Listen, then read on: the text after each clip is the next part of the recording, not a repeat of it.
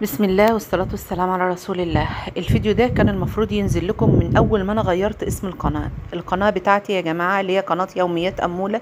هيها نفس القناة بتاعتي، بس الاسم أنا غيرته، خليته من يوميات أمولة إلى ملوك المطبخ المصري. مش عشان حاجة، بس أنا كنت عايزة حابة إن أنا أغير الاسم، فأنا غيرته لملوك المطبخ المصري. عايزة منكم تفاعل، وعايزة اشتراك للقناة، وعايزة مشاهدات. يعني تفاعلوا معايا، انا بتعب والله العظيم في الفيديوهات عشان انزل لكم احسن حاجة واقدر افيدكم باكتر حاجة، ليكم ولغيركم برضو. يعني تفاعلوا على القناة، عشان انا كده زعلانة منكم جدا جدا جدا، لان المشاهدات عندي قلت قوي قوي قوي قوي من ساعة ما غيرت اسم القناة. لان اكيد في ناس كتيرة مش عارفة ان اسم القناة اتغير من يوميات امولة لملوك المطبخ المصري. تمام. انشروا القناة وشيروها بقى كده، وعايزين نعمل حاجات حلوة كده، علشان ايه؟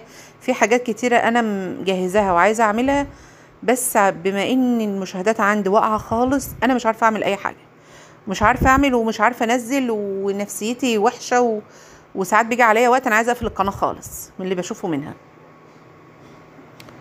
فتفاعلوا بقى وانشروا القناة وشيروها، وتابعوني برضه على الفيس وعلى التيك توك. على التيك توك مكتوبة بملوك المطبخ المصري، وعلى الفيس مكتوبة مطبخ ست الكل. تابعوني وان شاء الله كل حاجة هتعجبكم. يلا، استودعكم الله، مع الف سلامة.